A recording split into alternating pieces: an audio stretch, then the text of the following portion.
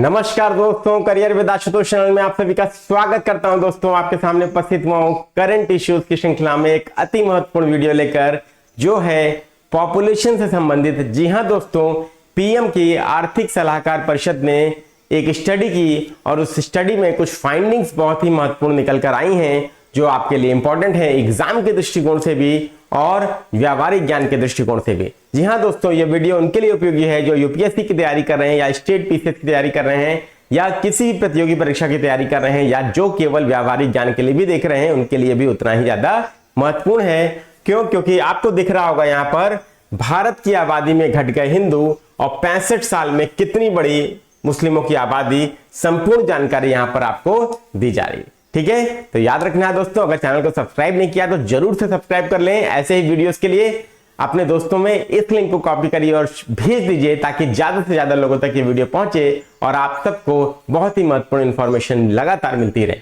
अब उपयोगिता की बात करें तो एग्जाम में दोस्तों आपको ध्यान रखना है कि अगर आप यूपीएससी की तैयारी कर रहे हैं या किसी भी स्टेट पीसीएस की तैयारी कर रहे हैं या विशेष रूप से यूपी पीसीएस, एमपी पीसीएस या बिहार पीसीएस की, राजस्थान पीसीएस की, तो याद रखिएगा आपके लिए यह वीडियो बहुत ही ज्यादा इंपॉर्टेंट है दोस्तों। क्लियर? महत्वपूर्ण सूचना आपके लिए यह है कि पूरी इंफॉर्मेशन आपको यहां पर मिलेगी। क्लियर? तो स्टार्ट करें, लेकिन एक महत्वपूर्ण सूचना के साथ। महत्वपूर्ण सूचना क्या है वो मैं आपको बता देता हूं दोस्तों, और जल्द से जल्द आप लोग क्या करिए, जल्द से जल्द आप लोग उसको फटाफट से फॉलो करिए। वो महत्वपूर्ण सूचना ये है जो आपको बताई जा रही है।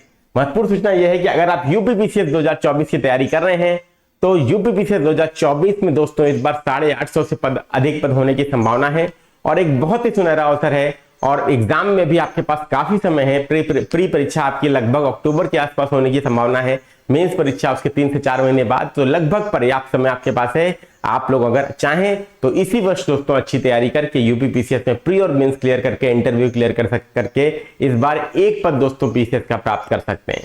और याद रखिएगा, यही करने के लिए दोस्तों विजेता बैच आपके लिए हम लेकर आए हैं, जो हमारे एप्लीकेशन पर चल रहा है, जिसमें यूपी पीसीएस प्री और मेंस की कंप्लीट तैयारी आपको कराई जा रही है, जिसमें प्री का संपूर्ण सिलेबस आपको दिया जा रहा है, जीएस और सीसैट का, मेंस का संपूर्ण सिलेबस आपको दिया जा रहा है, जिसमें हिंदी, ऐसे, जीएस के 6 पेपर कंप्लीट कराए जा रहे हैं दोस्तों। और इसमें आपको लाइव क्लासेस मिल रही हैं, पीडीएफ नोट्स मिल रही हैं, आंसर राइटिंग क्लासेस मिल रही हैं, निबंध लेखन क्लासेस मिल रही हैं, फ्री मेंटरशिप मिल रही है। और इस कोर्स की वैलिडिटी दोस्तों यूपी पीसीएस 2024 मेंस तक की होगी, ये बात ध्यान रखिएगा। तो बहुत इंपॉर्टेंट है, सिलेक्शन वाली बैच है दोस्तों। अगर आप वास्तव में अच्छी तैयारी करना चाहते हैं तो इस बैच को ज्वाइन करिए और सिलेक्शन लीजिए। क्लियर? ठीक है, चलिए, तो ये रही आपके लिए सूचना। और अब हम लोग आ जाते हैं दोस्तों आपके अपने वीडियो पर, जो आपका क्या है, जो है भारत की आबादी में घट गए हिंदू और कितनी बढ़ती है अल्पसंख्यकों की आबादी। ये आपके लिए बहुत ज्यादा इंपॉर्टेंट है। तो चलिए देखते हैं दोस्तों क्या खबर है। और यहां पे आपके सामने मैंने प्रदर्शित किया है, भारत की आबादी में 8% घट गए हैं हिंदू। मतलब हिंदुओं की जनसंख्या जो थी वो लगभग 8% कम हो गई है दोस्तों। ये आपके लिए महत्वपूर्ण डेटा है। और 65 साल में कितनी बढ़ गई मुस्लिमों की हिस्सेदारी, ये आपके लिए क्या है, जानने योग्य बात है। क्यों? क्योंकि एग्जाम में पूछा जा सकता है। क्लियर? चलिए अब देखें कौन सा सर्वे था, कैसे जानकारी मिली। तो प्रधानमंत्री की आर्थिक सलाहकार परिषद की एक स्टडी में पाया गया है कि 1950 से 2015 के बीच हिंदुओं की आबादी 7.8% घट गई है। मतलब किन 65 वर्षों की बात हो रही है? 1950 से लेकर 2015 के बीच में हिंदुओं की आबादी में 7.8% की कमी देखी गई है दोस्तों, जो आपके लिए इंपॉर्टेंट है, ध्यान रखिएगा। क्लियर? इसके बाद देखिए, जबकि भारत की जनसंख्या में अल्पसंख्यक समूहों की हिस्सेदारी बढ़ गई, जो माइनॉरिटीज हैं वो क्या है, भारत में बढ़े हैं दोस्तों। ठीक है, तो अल्पसंख्यक बढ़ गए हैं। विशेष रूप से पाकिस्तान और बांग्लादेश में भी बहुसंख्यक आबादी वाले मुसलमानों की हिस्सेदारी बढ़ी है। अब देखिए यहां पर एक पॉइंट नोट करने वाला है, पाकिस्तान और बांग्लादेश में भी बहुसंख्यक क्या है, वो मुस्लिम है। वहां पे बहुसंख्यक मुस्लिम है, वो मुस्लिम राष्ट्र पाकिस्तान। ठीक है, और ये ध्यान रखिएगा, जब 1947 में भारत का विभाजन हुआ तो धर्म के आधार पर ही हुआ था, ये ध्यान रखिएगा। और वहां पर 1947 से लेके अब तक पाकिस्तान में जो हिंदू हैं, पाकिस्तान में हिंदू माइनॉरिटी हैं, तो हिंदुओं की आबादी लगातार कम हुई है दोस्तों, लगातार घटी है दोस्तों। और भारत में जो अल्पसंख्यक मुस्लिम समुदाय है, विशेष रूप से ईसाई है, जैन हैं, बौद्ध हैं, पारसी हैं, उनकी आबादी में बढ़ोतरी देखने को मिली है। तो अब आप क्या कहेंगे इसको दोस्तों कि भारत के ऊपर जो विश्व के संगठन के रिपोर्ट पब्लिश करते हैं और बोलते हैं कि धार्मिक स्वतंत्रता का क्या हो रहा है, भारत में हनन हो रहा है, धार्मिक स्वतंत्रता भारत में अल्पसंख्यकों को प्राप्त नहीं है, तो इस पर आप क्या कहेंगे? अगर धार्मिक स्वतंत्रता नहीं प्राप्त होती दोस्तों तो कभी भी माइनॉरिटी फ्लरिश कर सकता है क्या?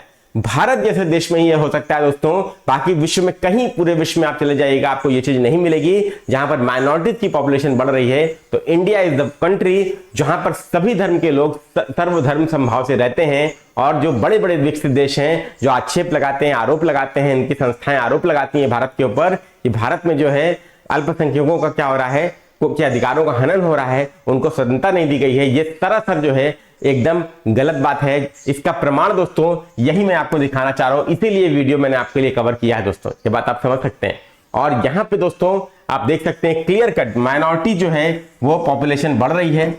माइनॉरिटी पॉपुलेशन इन 65 वर्षों में आपकी बढ़ी है और मेजॉरिटी की पॉपुलेशन घटी है, जैसा कि हमारे पड़ोसी देशों में उल्टा हो रहा है। हमारे पड़ोसी देशों में जो कि बांग्लादेश और पाकिस्तान एक मुस्लिम राष्ट्र हैं और वहां पर बहुसंख्यक तो बढ़ रहे हैं लेकिन अल्पसंख्यक जो हैं उनको आबादी में कमी देखने को मिल रही। क्यों? क्योंकि या तो ऐसी कंडीशंस है वहां की उनको पलायन करना पड़ रहा है, और इसी के लिए दोस्तों भारत ने नागरिकता संशोधन अधिनियम 2019 में संसद से नागरिकता संशोधन अधिनियम 2019 संसद द्वारा पारित कराया। और यह अधिनियम इसीलिए दोस्तों इन 6 कम्युनिटीज के लोगों को दोस्तों क्या करता है, भारत में नागरिकता देने का प्रावधान करता है जो वहां से विस्थापित है। समझ में आ रही बात दोस्तों मैं क्या कह रहा हूं? तो आखिर जब वहां पे हिंदू माइनॉरिटी है और वहां पे जो अल्पसंख्यक हैं वो अगर शरण लेना चाहेंगे तो वो कहां पर शरण लेंगे? दोस्तों हिंदू, सिख, बौद्ध, जैन, पारसी, आखिर वो कहां शरण ले सकते हैं? भारत एक बड़ा देश है और पड़ोसी देश भी है इन देशों का, तो भारत अगर शरण दे रहा है तो उसमें मेरे हिसाब से तो कोई ऐसी दिक्कत नहीं है। क्लियर? ठीक है, तो ये ध्यान रखिएगा 1950 से 2015 के बीच में 7.8% की कमी देखी गई भारत में हिंदुओं की आबादी में, और जबकि मुस्लिमों की हिस्सेदारी और बढ़ी है दोस्तों, ये ध्यान रखिएगा। क्लियर? चलिए, अब भारत में 65 साल में हिंदुओं की आबादी घट गई है। 1950 से 2015 के बीच में बहुसंख्यक धर्म वाले हिंदुओं की आबादी 7.8% घटी, जबकि कई पड़ोसी देशों में बहुसंख्यक की आबादी में जबरदस्त उछाल देखने को मिला है, जिसमें हमारे पड़ोसी देश पाकिस्तान और बांग्लादेश भी शामिल है। अब स्टडी के मुताबिक अगर देखा जाए तो भारत में हिंदू आबादी कम हो गई है, जबकि मुस्लिम, ईसाई, बौद्ध, सिखों समेत अल्पसंख्यकों की हिस्सेदारी बढ़ गई है। दोस्तों देखिए, हिंदू आबादी कम हुई है लेकिन आप माइनॉरिटीज की जो आबादी है वो बढ़ी है दोस्तों। इसका मतलब माइनॉरिटीज जो अगर आबादी बढ़ रही है इसका मतलब कंडक्टिव कंडीशन है उनके रहने के लिए, उनको प्रॉपर अधिकार दिए गए हैं, सारी सेवाएं मिलती हैं, उनको सारी सुविधाएं मिलती हैं दोस्तों सरकार की तरफ से, और इसीलिए आबादी में इजाफा देखने को मिल रहा है दोस्तों। क्योंकि अगर ऐसा नहीं होता तो आबादी निश्चित तौर पर दोस्तों घट रही होती, जैसा कि हमारे पड़ोसी देशों में हो रहा है, जहां पर हिंदू, सिख, बौद्ध, जैन, पारसी ये सब अल्पसंख्यक हैं, उनकी आबादी वहां पर ना के बराबर देखने को मिल रही है दोस्तों। क्लियर? ठीक है, ये ध्यान रखिएगा। मुस्लिम, ईसाई, बौद्ध, सिख समेत अल्पसंख्यकों की हिस्सेदारी जो है भारत में बढ़ी है। हालांकि इस अवधि में जैन और पारसियों की संख्या में कमी आई है। जैन और पारसी दोस्तों इसमें अपवाद हैं, जैन और पारसियों की आबादी में कमी आई है दोस्तों, ये बात ध्यान देने योग्य है। क्लियर? 1950 से 2015 के बीच में भारत में मुस्लिम आबादी में 43.15% की बढ़ोतरी हुई है। ये फैक्ट आप लोग नोट कर लीजिएगा, आपके जीएस पेपर में काम आ जाएगा। पॉपुलेशन वाले पोर्शन में कोड करने के लिए निबंध में भी आप कोड कर सकते हैं। ठीक है, ये आपके लिए इंपॉर्टेंट है। जीएस किस पेपर के लिए इंपॉर्टेंट है दोस्तों? तो आपका जीएस पेपर 1 के लिए इंपॉर्टेंट है, जिसमें आपका जनसंख्या और नगरीकरण वाला पोर्शन है, उसके लिए इंपॉर्टेंट है। प्रीलिम्स के लिए भी इंपॉर्टेंट है। ठीक है, प्रीलिम्स परीक्षा के लिए और मेंस में जीएस पेपर 1 के लिए, आईएएस और पीसीएस दोनों के लिए। क्लियर? तो 43.15% आपकी मुस्लिमों की आबादी बढ़ी है 65 सालों में। ईसाइयों में 5.38% और सिखों में 6.58% आबादी में वृद्धि देखने को मिली है। क्लियर? डेटाज आपके लिए इंपॉर्टेंट है, ध्यान रखिएगा। और बौद्ध में मामूली बढ़ोतरी देखी गई है, मतलब नेगेटिव नहीं है दोस्तों। ठीक है, बौद्धों में भी मामूली बढ़ोतरी देखी गई है। ईसाइयों में 5.38%, सिखों में 6.58% और मुस्लिमों में सर्वाधिक बढ़ोतरी 43.15% की देखने को मिल रही है। क्लियर? ठीक है, तो ये दोस्तों ये रिपोर्ट जो है ये उन देशों के ऊपर करारा तमाचा है जो लगातार ये आरोप भारत के ऊपर लगाते हैं कि भारत में अल्पसंख्यकों के अधिकारों का हनन हो रहा है, उनका शोषण हो रहा है, उनको अधिकार नहीं दिए जा रहे हैं और उनके साथ जो है असमानता का व्यवहार होता है, भेदभावपूर्ण व्यवहार होता है। लेकिन ऐसा कुछ भी दोस्तों यहाँ पर नहीं होता। भारत इकलौता विश्व में ऐसा देश है जो सभी धर्म के लोगों को लेकर चलता है और आज से नहीं दोस्तों, हजारों वर्षों से भारत जो है सभी धर्म को समेटकर अपने में रखा हुआ है। और शायद ही आपको कोई ऐसी संस्कृति और सभ्यता मिले जहां पर विश्व के सभी धर्म के लोग पाए जाते हों, वो भारत ही है दोस्तों, और कहीं आपको देखने को नहीं मिलेगा। क्लियर? आपकी क्या विचार है कमेंट बॉक्स में कमेंट करके जरूर बताइए। ठीक, पहले देखिए 9.84% मुस्लिम थे और अब 14.09% आपके मुस्लिम हो गए हैं दोस्तों। ठीक, चलिए, स्टडी के अनुसार 1950 में भारत की जनसंख्या में हिंदुओं की हिस्सेदारी 84% थी। 2015 तक यह घटकर 78% दोस्तों हो गई है। पहले 84% हिंदू थे 1950 में, अब 78% हो गए हैं दोस्तों। क्लियर? इसी अवधि में मुसलमानों की हिस्सेदारी 9.84% से बढ़कर 14.09% हो गई है। मतलब पहले मुस्लिम 9% थे, अभी 14% हो गए दोस्तों। इसका मतलब बढ़ी है पॉपुलेशन। म्यांमार के बाद भारत अपने पड़ोसी देशों में दूसरे नंबर पे है जिसकी बहुसंख्यक आबादी में कमी आई। मतलब म्यांमार ही इकलौता ऐसा देश है जिसकी बहुसंख्यक आबादी में कमी आई है और दूसरे नंबर पे फिर भारत आता है। भारत में भी बहुसंख्यक हिंदुओं की आबादी में कमी देखने को मिली है। क्लियर? म्यांमार में 10% और भारत में 7.8% बहुसंख्यक आबादी घटी है। म्यांमार में 10% आबादी मेजॉरिटी की घटी है और फिर भारत में 7.8%, लगभग 8%। भारत के अलावा नेपाल में बहुसंख्यक समुदाय की आबादी में 3.6% की गिरावट देखने को मिली है। मतलब भारत के अलावा नेपाल में भी बहुसंख्यक समुदाय जो हिंदू है उसकी आबादी में भी 3.6% की गिरावट देखी गई है।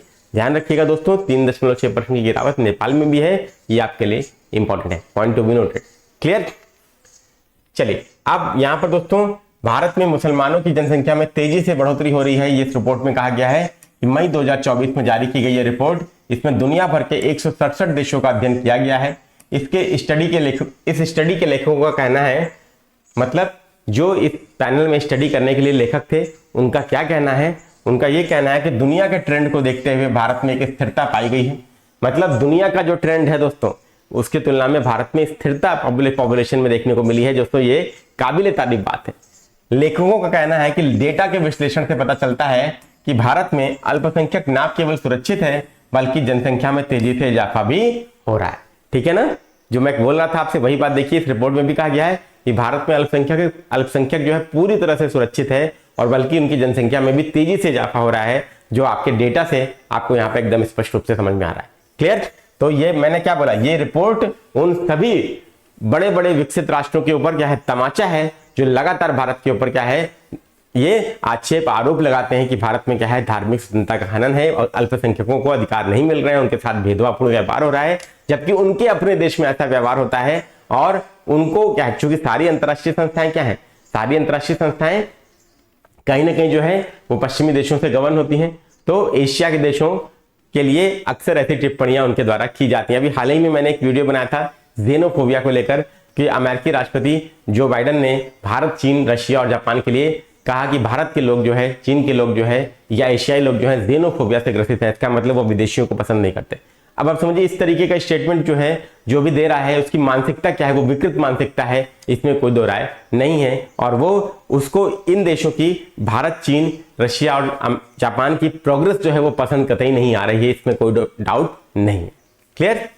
चलिए, और हाँ सभी वीडियोस दोस्तों, सभी वीडियोस मैंने इसीलिए करंट इश्यूज की प्लेलिस्ट है, चैनल पर जाइएगा, पूरी प्लेलिस्ट में सारे इश्यूज मैंने कवर किए हैं। ईरान, इजराइल, इसके बाद नेपाल भारत का जो विवाद चल रहा है 100 रुपए के करेंसी नोट वाला, ठीक है। इसके बाद दोस्तों जितने भी आपके लेटेस्ट इश्यूज हैं सभी मैंने उसमें कवर किए हैं, उसको जाके देखिए, चैनल को सब्सक्राइब कीजिए। डेली एक वीडियो आपको मिलता है करंट का, जो सबसे इंपॉर्टेंट होता है, ध्यान रखिएगा। ठीक, पाकिस्तान, बांग्लादेश में बहुसंख्यक मुस्लिम बढ़े हैं। भारत में जहां बहुसंख्यक समुदाय की जनसंख्या घटी है, वहीं पड़ोसी देशों की आबादी में जबरदस्त बढ़ोतरी हुई है। बांग्लादेश में बहुसंख्यक समुदाय मुसलमानों की सबसे ज्यादा 18.5% आबादी बढ़ी है। मतलब बांग्लादेश में मुस्लिम बहुसंख्यक हैं तो उनकी 18.5% आबादी बढ़ी है दोस्तों।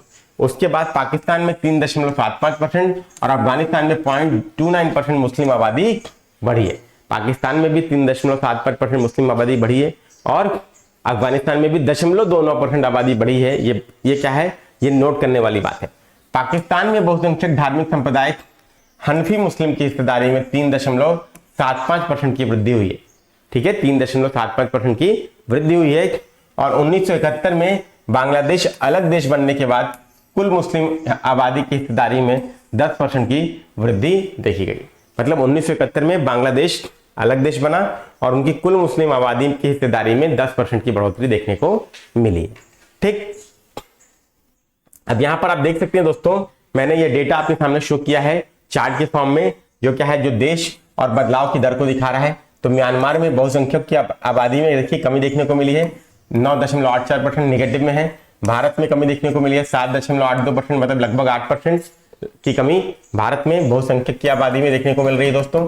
म्यांमार में लगभग 10%, नेपाल में आप देख सकते हैं 3.61%, तो लगभग 4% की बहुसंख्यक आबादी में कमी देखने को मिल रही है। इसके बाद मालदीव में भी दोस्तों बहुसंख्यक की आबादी में -1.47%, तो मतलब लगभग 1% की कमी आपको देखने को मिल रही है। अफगानिस्तान में भी बढ़ोतरी देखने को मिली है 0.29% बहुसंख्यक में। पाकिस्तान में भी बढ़ोतरी देखने को मिली है 3.75%। श्रीलंका में भी बहुसंख्यक आबादी में बढ़ोतरी देखने को मिली है। भूटान में भी 17.67% की बढ़ोतरी है बहुसंख्यक आबादी में। और बांग्लादेश में भी 18.55% की बढ़ोतरी देखने को मिली है। ये बहुत इंपॉर्टेंट आंकड़ा है दोस्तों, ये आपको एग्जाम के लिए कोट करना चाहिए और इसको नोट कर लेना चाहिए सभी लोगों को। क्लियर?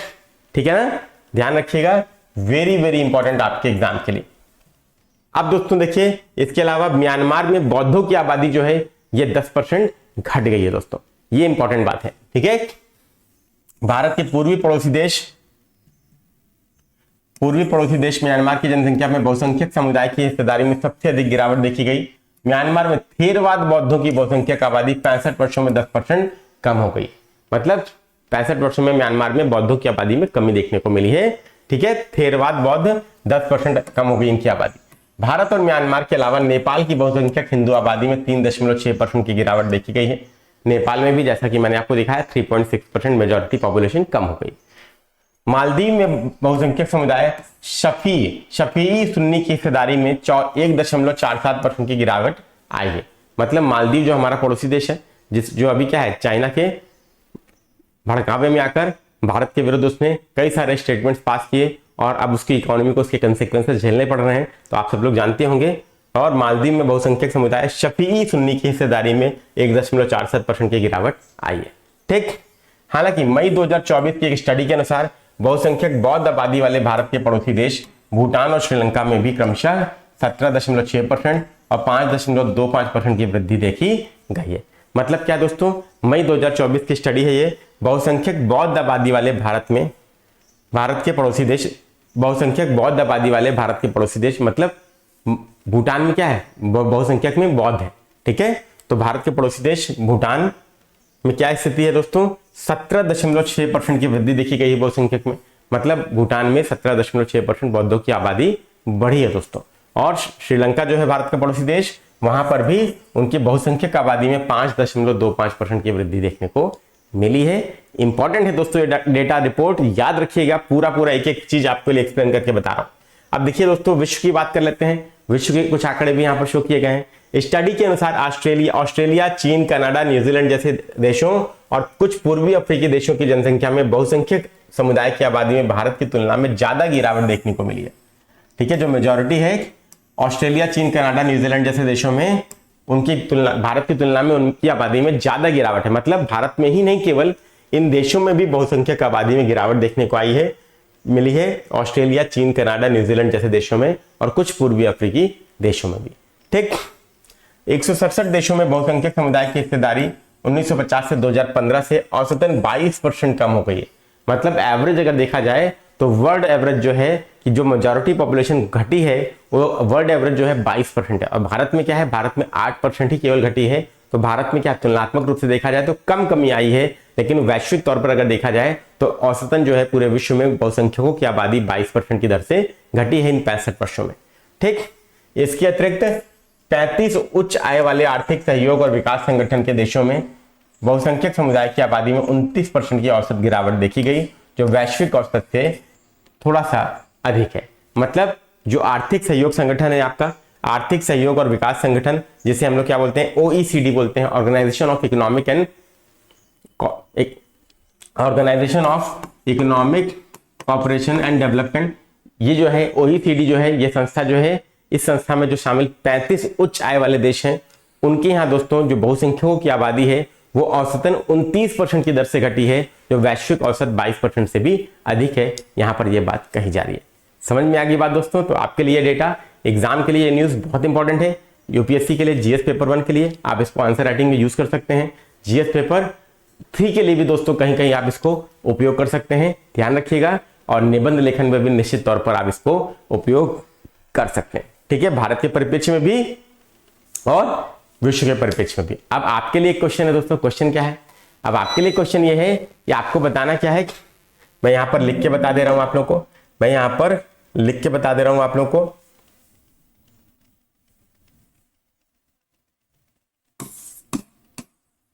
जनगणना 2011 के अनुसार, जनगणना 2011 के अनुसार भारत में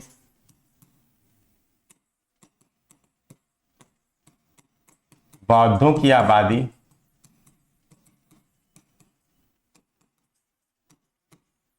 कितने प्रतिशत है? ये आपका क्वेश्चन है दोस्तों। ये आपको इसका क्या करना है, इसका आंसर कमेंट बॉक्स में आपको देना है, ठीक है। आप सभी लोग कमेंट बॉक्स में जरूर दीजिएगा। और नेक्स्ट इश्यू दोस्तों जो मैं लेकर आ रहा हूं आपके लिए, कि अमेरिका ने कह दिया है कि अब इजराइल को वो हथियारों की सप्लाई नहीं करेगा। क्या है इसका कारण? आज शाम में ही दोस्तों आपको वीडियो मिलेगा इसका, 7 बजे तक। ध्यान रखिए। तो आप लोग चैनल को सब्सक्राइब नहीं किया तो सब्सक्राइब कर लीजिए, बेल आइकन पे ऑल दबाइए। मिलते हैं नेक्स्ट वीडियो में, धन्यवाद। और अगर यूपीपीसीएस 2024 की संपूर्ण तैयारी चाहते हैं तो विजेता बैच आपके लिए, आप उसे ज्वाइन कर सकते हैं। धन्यवाद।